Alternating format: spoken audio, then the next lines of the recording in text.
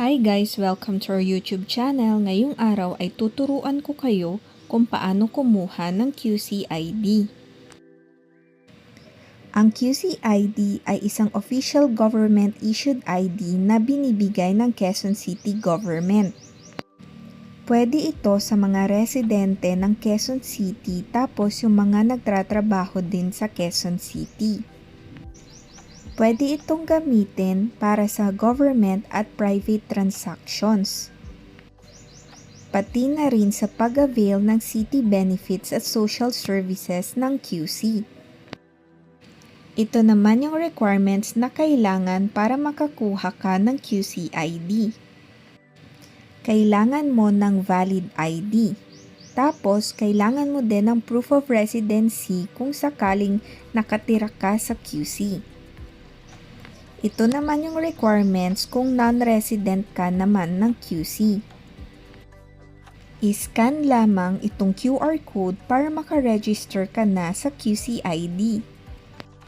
Paalala po, wala na po kasing online ngayon ang QCID. Kailangan po nakapag-login at nakagawa na kayo ng account sa QC e-Services para makakuha ng QCID. Mag-login lamang po sa QC e-Services site. Kailangan nyo po ng valid email address at CP number para makagawa po kayo ng account at makalogin sa QC e-Services. Fill up nyo lang po yung form para sa QC e-Services account. Pag nakalogin na po kayo, makikita nyo na po yung QCID e-application.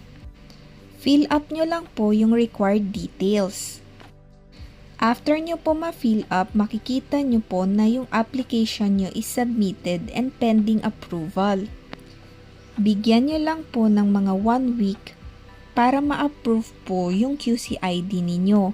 Pag hindi pa rin po na-approve, pwede na po kayong pumunta sa QC City Hall. Pumunta lamang po sa Building F. Pagpunta nyo po sa Building F, kanan lang po kayo at makikita nyo na po yung office. Dito po, i-verify po nila yung application nyo sa QCID.